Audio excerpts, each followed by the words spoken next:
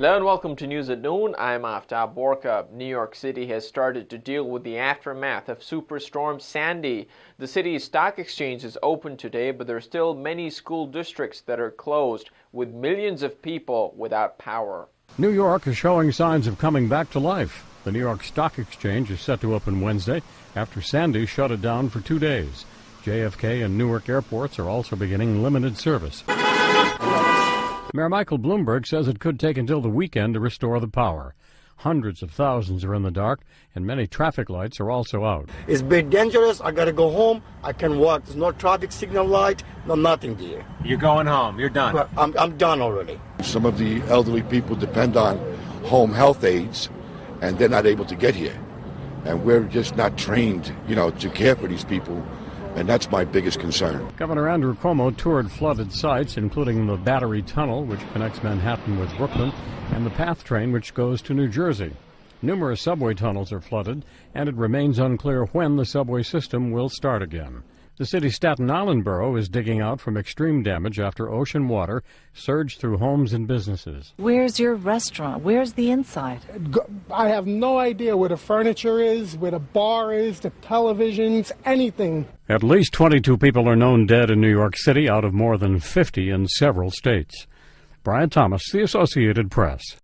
There was some confusion this morning in Brighton about an incident on I-96. There were fears that this could be another shooting related to a series of shootings around the area. Reporter Monica Drake is working on that story. Monica, is that related to the shooting? No, police have since determined that it is not related. A driver traveling on I-96 near Grand River reported that around 6:15 this morning, another driver passed by them and either threw something at the vehicle or shot at it. This has since been determined that it was road rage and not a shooting. But police earlier thought that it could have been related to a suspect who has shot about 24 vehicles in the last 3 weeks. The reward for catching this suspect has gone up from $12,000 to $102,000. Thank you, Monica. There was another such incident on Monday that created confusion. A motorist on southbound US 23 near I-96 reported his windshield shattered by an object. Police later found out that this was the result of a projectile. What we're asking for people today is sometimes these things have a tendency to get blown out of proportion.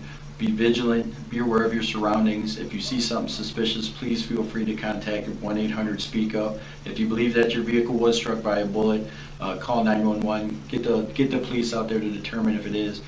After spending 10 weeks in hospital, Oakland County Executive L. Brooks Patterson returned to work yesterday. Patterson was received at a press conference with a standing ovation by staff, where he turned emotional talking about his recovery. I want to walk without a limp, which was another issue I got to deal with because of my knee was busted. I've got to do some serious therapy. And I was trying to say this without crying. But today I walked 168 steps on my own.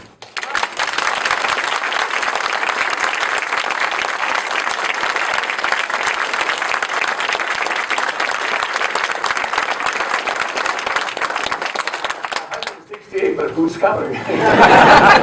It's trick-or-treat time tonight, and the temperatures are going to be in the 40s with a couple of showers. Monica Drake has compiled this report with pictures from our readers. For parents and kids who are going out trick-or-treating tonight, the following are the times for trick-or-treating in various Oakland County communities. Kids can go out in Auburn Hills, Bloomfield Township, Clarkston, Independence Township, Keego Harbor, and Pontiac from 6 to 7 p.m. Kids who live in Oxford and White Lake Township have an extra half an hour to trick-or-treat from 6 to 7:30 p.m. Kids have an extra hour to trick-or-treat in Brighton, Huntington Woods, Madison Heights, Milford, Northville, Northfield Township, Lake Orion, Rochester, Rochester Hills, South Lyon, Troy, Waterford, West Bloomfield, and Wixom, with the times from 6 to 8 p.m. Kids in Walled Lake are lucky. They are the only community where trick-or-treating starts a half an hour early. Kids there can start going door to door for candy at 5:30 and don't have to be home until 8 p.m. The Oakland Press wants to wish everyone a happy Halloween and wants everyone to be safe while going out tonight. And now Oakland Press sports columnist Pat Caputo with his video blog. Look, Michigan State has lost 3 games in the Big Ten. They're 5-4. They're not going to a BCS Bowl this year. But I thought that was a character-proving victory on Saturday against Wisconsin. Look, I'm watching that game and I'm thinking to myself, hey, they're in trouble. They're going to lose this game. They can't move the ball. This is awful. And then to come from behind and win it like that at a very, very difficult place to play. I know the Badgers, this isn't their best team, but they hadn't lost at home forever.